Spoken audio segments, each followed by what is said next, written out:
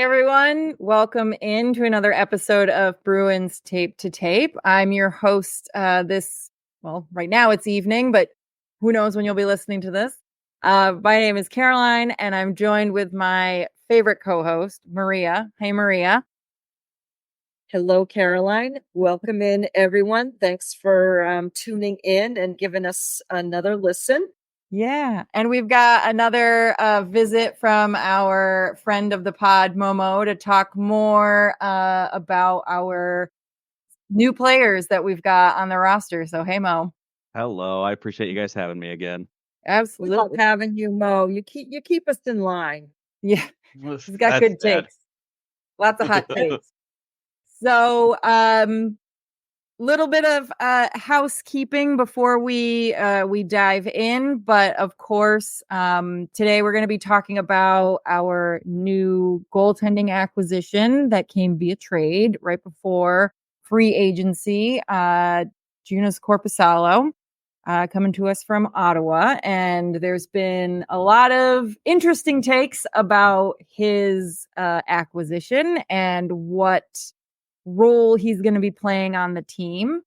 And also, since we last met, we have a new voice of the Boston Bruins, Judd Sirott, which I think we all kind of knew was going to be the choice. It was the natural choice. So we're very excited. We'll talk a little bit about that.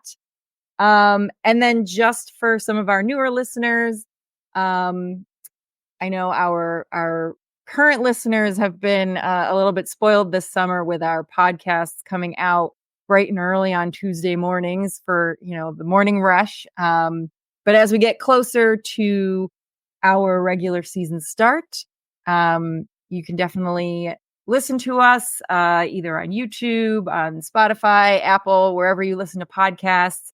Typically Tuesday nights or Wednesday nights, we like to give a heads up, but that's usually when you can find us, depending on the game schedule, which is fast approaching. So I'm very excited. We're under a month. We're going to start seeing the guys returning back to Boston after some very interesting and exciting travels, as we've seen on social media. We saw, David Pastrnak got married.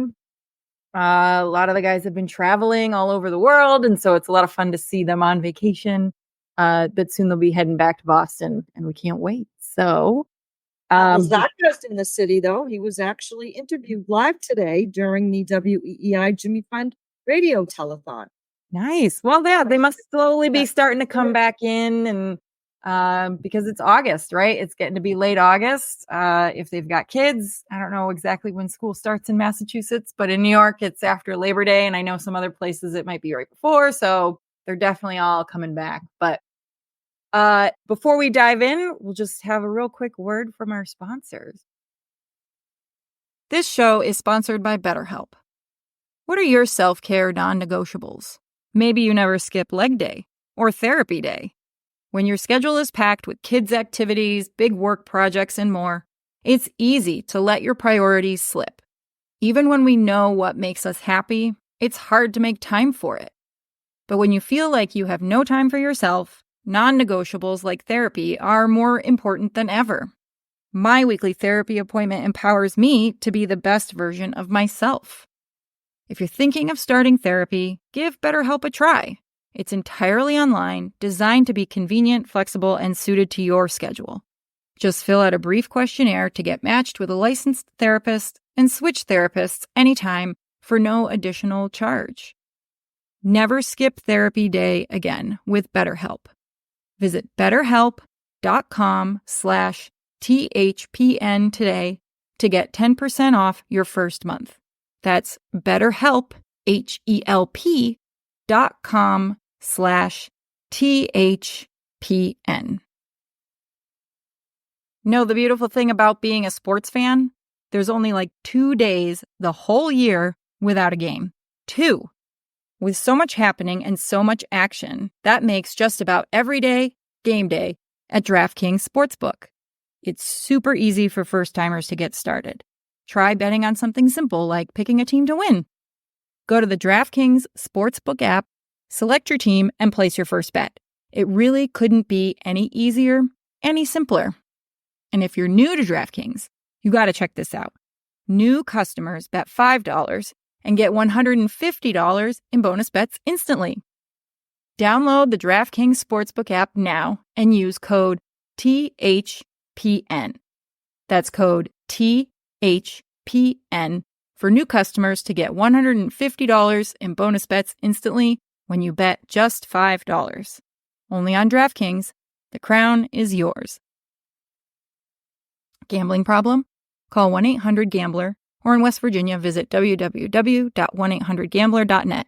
In New York, call 877-8-HOPE-NY or text HOPE-NY 467-369.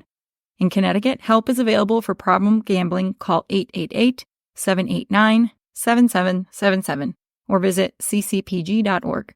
Please play responsibly. On behalf of Boot Hill Casino and Resort, 21 plus age varies by jurisdiction. Bonus bets expire 168 hours after issuance. Deposit and eligibility restrictions apply. See term and responsible gaming resources at dkng.co/base. All right. So, Judd Sirott, I'm thrilled. I'm excited. He's great. He's got enthusiasm. I know what I'm excited about, but I want to hear about you guys and what about his calls that you're the most excited about? Because I got my reasons, but I'd love to hear from you. Well, I'm going to be full disclosure. When Dave Gosher moved on to the gig that he took in Las Vegas and Judd Sirott was brought in, I selfishly was rooting for someone else to get that position because I knew he had applied for it. So, maybe my thoughts were jaded during his early tenure here. And I thought, oh gosh, I think he might be trying a little too hard. I think there were still some dynamics that needed to be worked through between he and Bob Beers because Bob and Dave had worked together for so long and had such a good mojo going on that it did take me a while to warm up to Judd. But I will say that I think once he toned down some of the theatrics of his play-by-play calls, I think he's been awesome. And I'm really looking forward to his engagement with Andy Brickley and seeing the development of a different dynamic than the dynamic that was Jack and Brick, which for the most part, it was a good dynamic, although there were times where I thought Jack should let Brick speak more. Yeah. Brick kind of got lost there in the last year or two, where he was just kind of like an add-on that didn't really add much. And I think that's what Judd will bring. Is when I listen to the radio broadcasts, as you said, Maria, early on, Judd was kind of hard to listen to. I think he was forcing it. I think he was trying too much. Where he was trying to stand out where he didn't need to. And then slowly, even in that first year, I would say halfway through, he started to settle down, get more relaxed, and just call the game. And then he and Dave, towards the end, really had a good back and forth. Or him and Bob, sorry.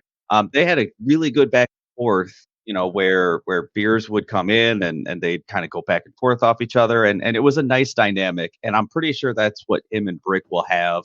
Probably not at the beginning, but it will be nice to kind of see how they kind of organically work together and grow that relationship. And the good thing is Judd's got experience calling hockey games. I mean, he worked for the Chicago Wolves for 12 seasons. So he's no stranger to doing, broadcast. He did, he did the radio for a while. So it's gonna be fun. I'm excited for sure. Jack's given him a ringing endorsement. Yeah. And I think, it's being on TV is probably going to be a little bit of a change and an adjustment. I mean, granted, most of the time he's not in front of the screen, but they do have those brief periods where they're on the screen. But like you guys said, I think I'm the most excited about the back and forth that I think will be developing between him and Brick, because we really got to see some of that with Brick this last season, when Jack was out and he had the opportunity to partner up with, I think it was Adam Faust, and it was so much more conversational, and it was the most that I'd heard Brick speak during a game like ever. And the things that he said were really insightful and really interesting. And he gave us a little bit of a different perspective when he observed something, whether it was a questionable hit or, as we kind of had learned, he was kind of not a soft-spoken person, but just a reserved person. And so we started to learn, like, oh, when he says this, when he that is something, there's a damn good reason for it. Yes, like during the playoffs with the whole goalie interference thing, some of the things that he said, like it would come across as very reserved, like, oh, that doesn't sound like he's mad or insulting. And it's like the rest of us all know, we're like, oh no, that is like the most insulting thing he could possibly say to you. So I'm going to play a super short clip. This was Judd calling David Pasternak's overtime winning goal against Toronto this year. Pasternak going. It's banked on in front. Pasternak the backhand. He scores! Did someone ask for some pasta?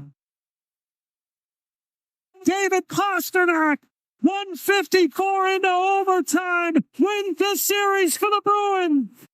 So I love that because you can still hear his enthusiasm and excitement. I mean, there was, I think, some brief talk about what's his name, my least favorite ESPN announcer going into that game or becoming an announcer maybe for Boston, and I was like, that can't be. He's the least exciting human. Like, he's not excited about the game. We need to have somebody, like, for as much as people criticize Jack, like, oh, he's too much of a homer, and but he's our home team guy, so I want him to be excited. It's to be expected, right. You're employed by the team or the station that has an ownership interest in the team, and of course, I would think that you are going to show some loyalty. Exactly. To that team. Now, were there occasions that he would go off on a bit of a tangent with some of his analogies where you're like, what the hell is going on here right now? But to know Jack Edwards was to love Jack Edwards for those. Right. Exactly. And he was a Sports Center guy, right? Didn't he get his start at Sports Center? Yeah. So he needed to kind of have that Sports Center type vibe to stand out. So I think that's kind of where it kept it. Yeah. And Caroline, I think two things that you were probably appreciative that Jack or that Judd was signed as one. The Bruins, Nesson didn't sign your least favorite play-by-play guy, who was rumored, right? Who was that again? He's Sean McDonough, because he's, I think, native of the area, right? Or from Massachusetts. I told you not to worry about that because, first of all, I know, but it would be awful. Awful. Network is paying him a boatload of money. I know. And then the other thing is, one of the criticisms of Judd that my brother has is on the radio, Judd will bring up stats too much and bring up too much like information about players, which I get it on radio because you can't see the play. But on TV, to me, I would rather have a broadcast that doesn't necessarily call the game constantly because I can see what's going on. I don't necessarily need someone. But I want someone that will give me, information or stat or have Brick give me some analysis during the play as to why a breakout worked or, something that maybe McAvoy did to box someone out in the crease or something like that, where I can see the breakout. I don't need someone telling me who's passing the puck to who. So I'm hopeful that the broadcasts maybe get a little bit more informational, and kind of hopefully don't rank last again like they have the last 5 some years or whatever. So it'll be nice. I'm excited.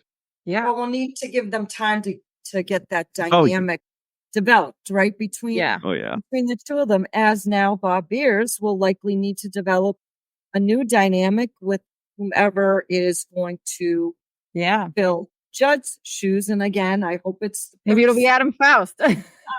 Well, he was great for a sub.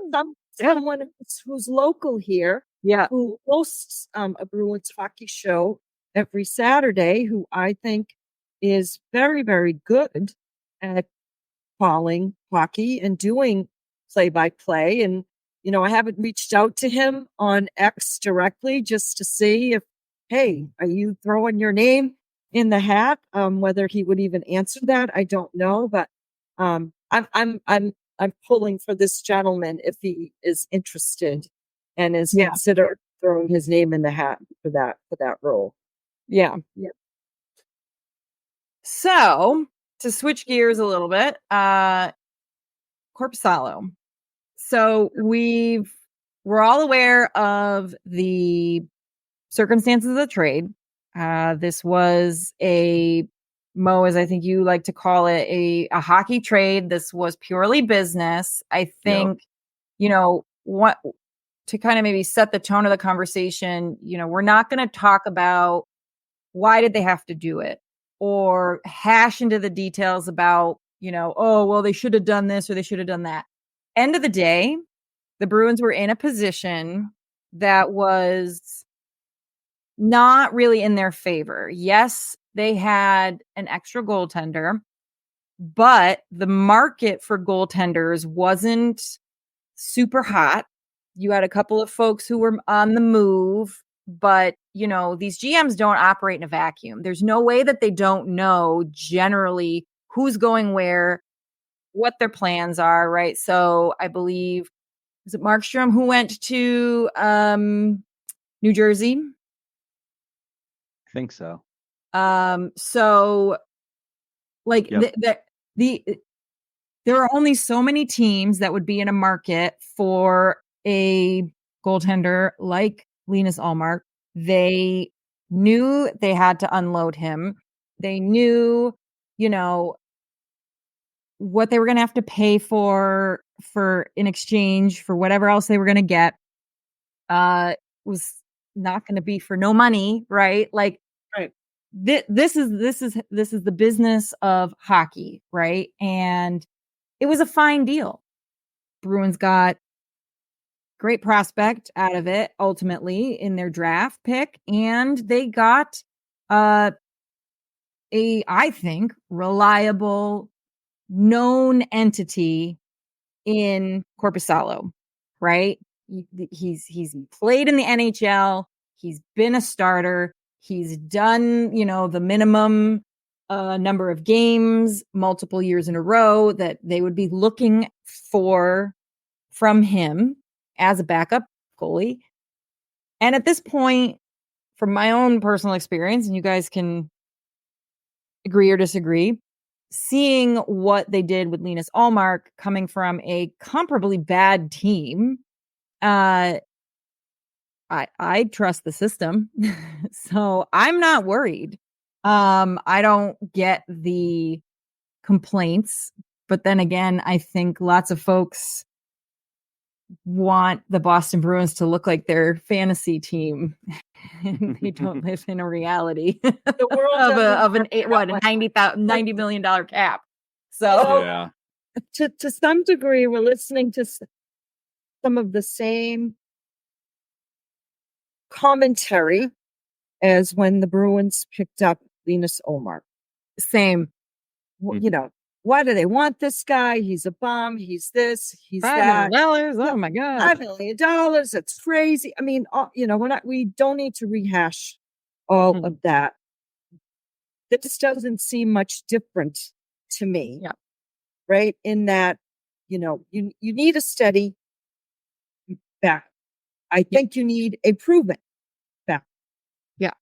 Our hope and our intention is that Jeremy Swayman is going to be the Bruins' #1 goalie starting the season in October.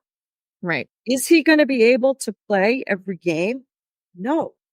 Right. I think we've learned over the last few years with this trend of being able to, doesn't need to be, split duties, Right. but there needs to be a workload balance if you're going to get the best out of your #1 goalie during the course of the playoffs.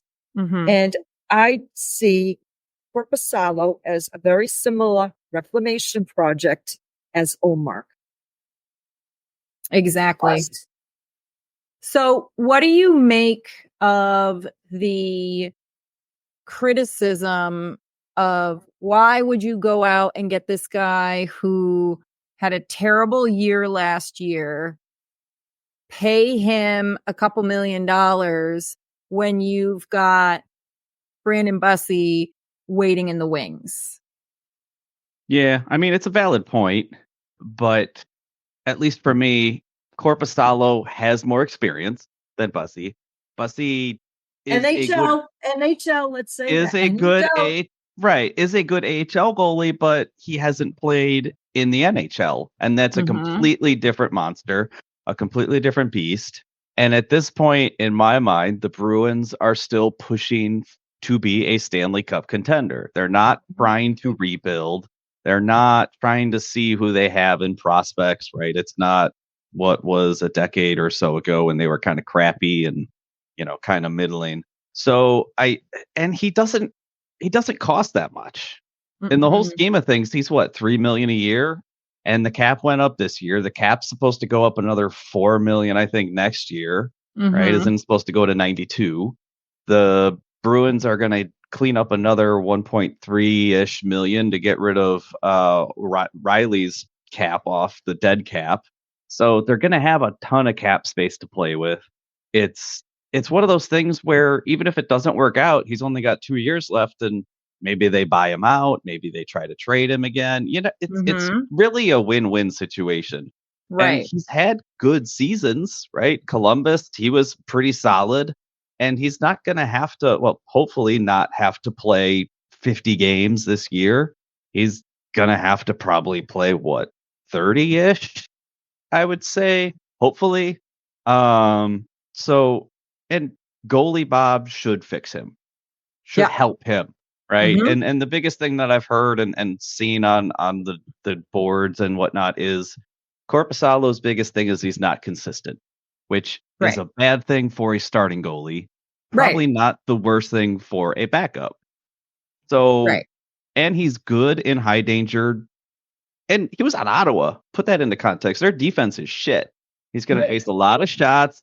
They're going to play a different system than the Bruins, where the Bruins are more reliable in their own zone. They've signed Lindholm, who's supposed to be a great kind of defensive wizard and center, should help. They got Zadorov, who's a beast. Carlo, hopefully, if he stays healthy, is blossoming into one of the best and probably underrated defensemen. So I think he's coming into the right situation, kind of like what Ullmark was when he came over from Buffalo. And I'm worried, but I'm not that concerned, if that makes sense. So definitely, and looking at his statistics, Ottawa year aside, when he was in LA, Columbus, and what is that? LA and Columbus, the previous season, he had over a 90 save percentage, right? He had 921 in LA, and he had 911 in Columbus. So for a backup goaltender, I find that acceptable. Yeah. Sure. 90, 92. I'm fine with that. Again, this person is not carrying the weight of the team. So, and he's played at this level. That's the biggest difference. I don't think people truly understand that, to kind of paraphrase something that Andrew Rakoff said very recently on Skate Pod. People see this guy make a fantastic save in a preseason game, and they make then the assumption that you can extrapolate that to a season's worth at the NHL level. And how many times did we see, even just last season, some of our rookie players coming up because they needed them, right? Not because they necessarily were like, oh, you've been doing a great job, right? Like Mason Lohrei was coming up a handful of times because of injuries. And you definitely got the sense that, okay, he's doing okay at this level, but he really needs to go back to truly understand the difference, right? The same thing with John Beecher. He got sent back.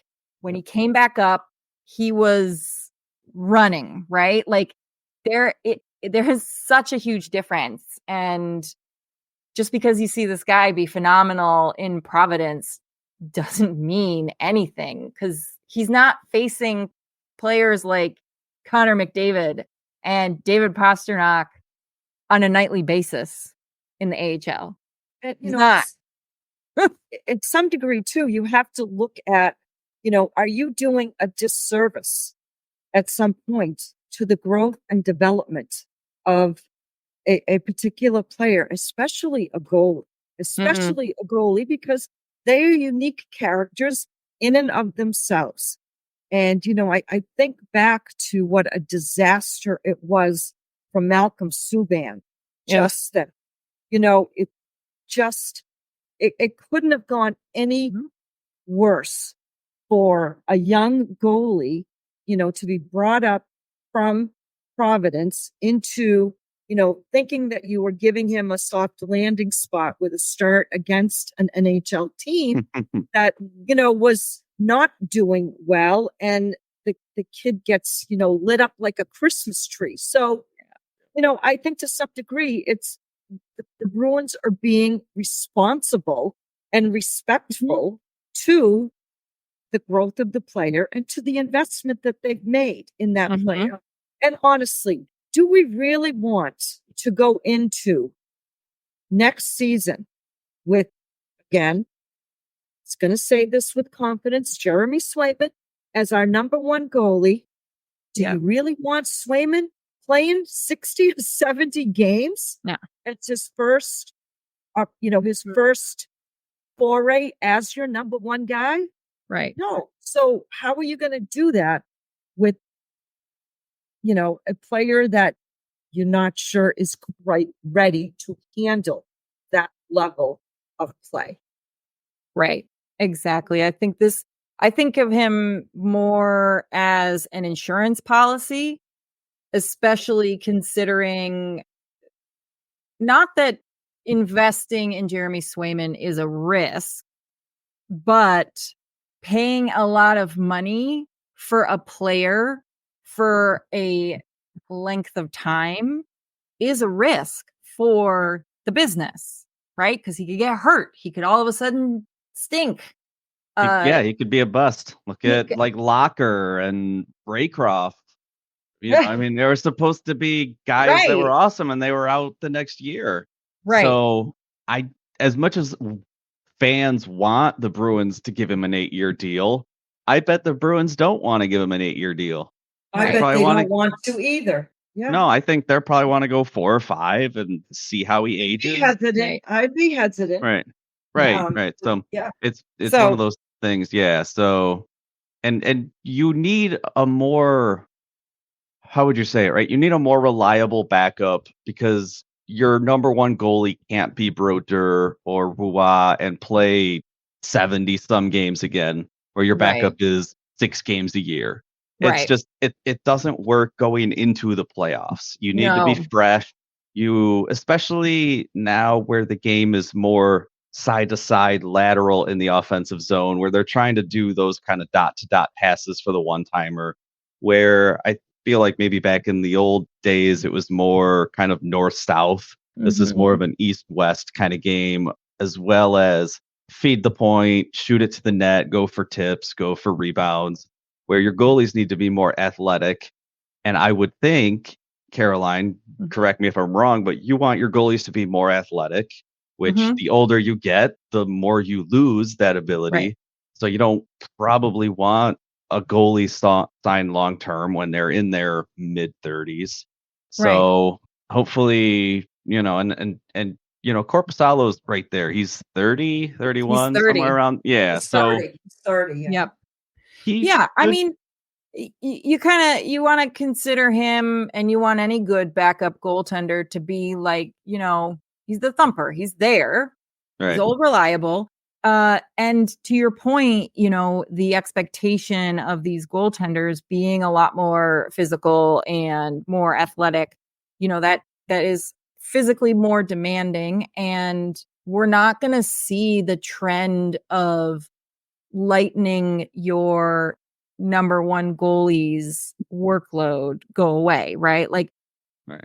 It's pretty well established at this point that the days of 75, 80 plus games for a starting goaltender are gone. That's not plausible anymore in today's. Because and the game and part of the reason is, that they were able to do that was because the game was very different too, right? Like they were not playing the same style of hockey. And I remember hearing a conversation during the season of how, yes, nobody else was splitting up the with the rotation quite like the Bruins were, but that trend has started to increase, and that you can see a significant difference, positive significant difference for goalies.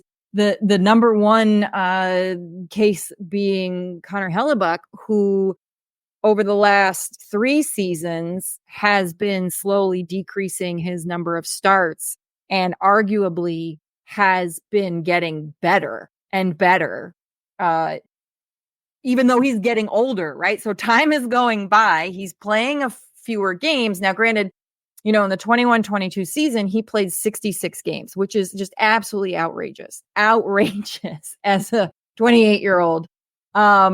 Last season, he played 64. And then this past season, he played 60, and he's got a Vezina to his name. So, the last time he won a Vezina, he played 58 games.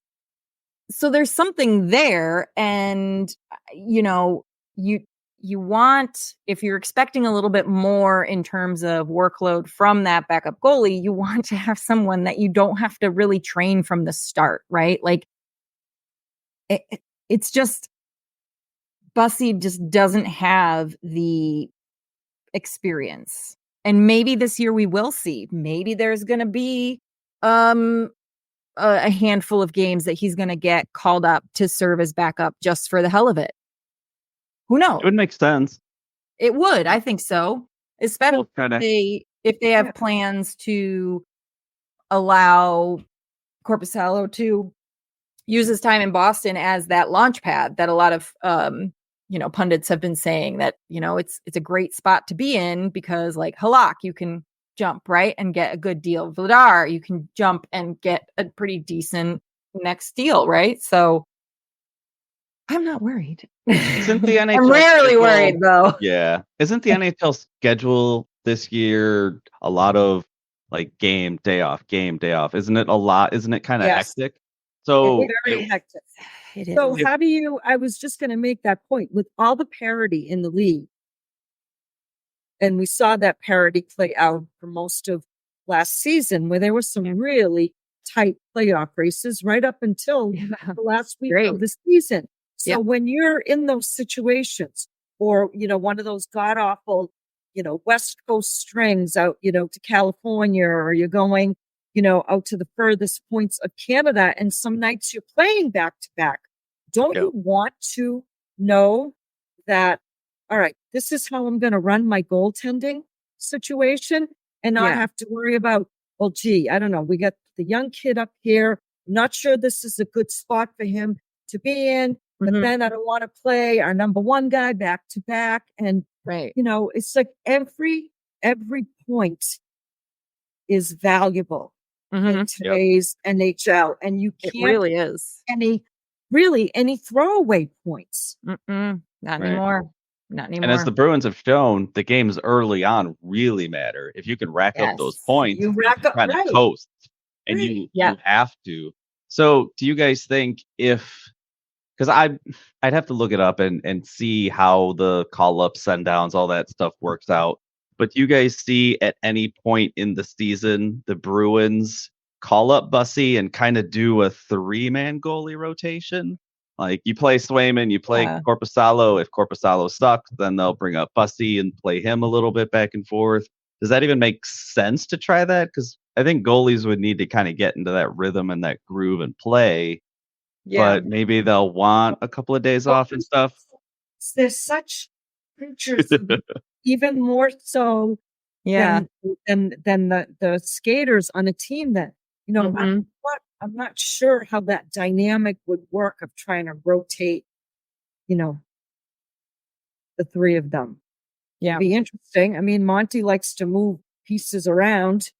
I mean, yeah, I think though, if you just look at the numbers, so I'll bring out my handy dandy calculator. Is it a calculator watch?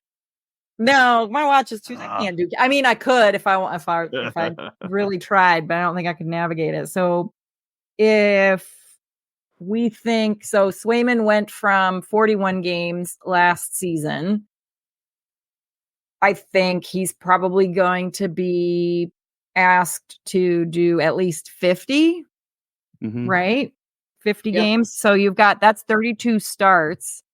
And if you were to divide that by 3, I mean, if you were to take that and you gave 2/3 to Korpisalo and like 1/3 of those games potentially to Brandon Bussy, I mean, that's still 20 games, 22 games for Korpisalo, 8 or 10 games for Bussy in an 82 game season.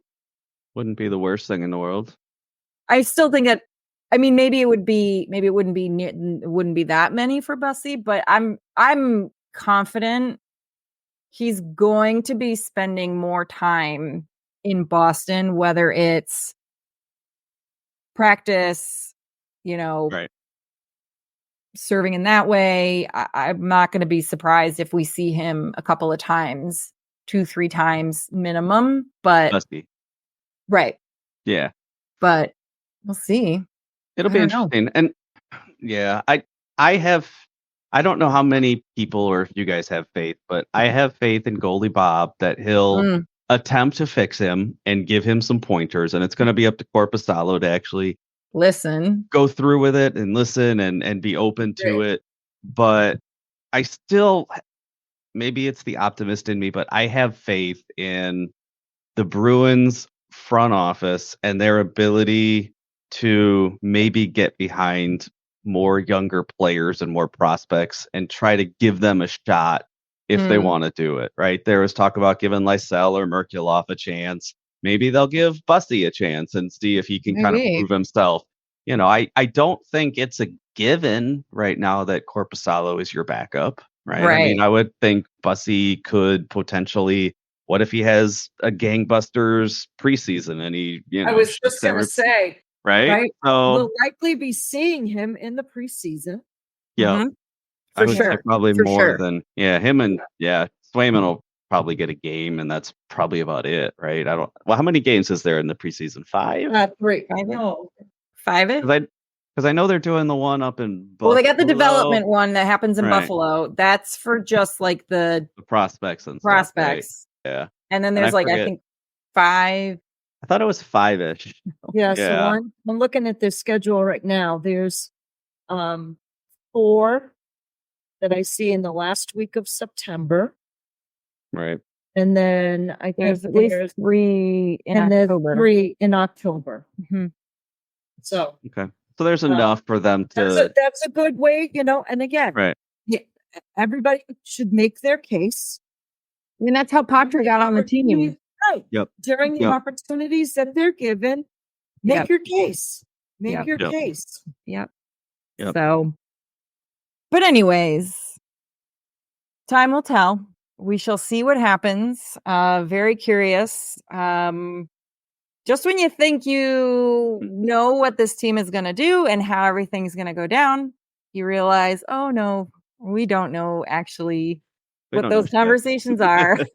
Well, you know what? This is the first time in quite some time that going into training camp, there is a little, no, I don't want to say goalie drama, but there's questions around. Yeah.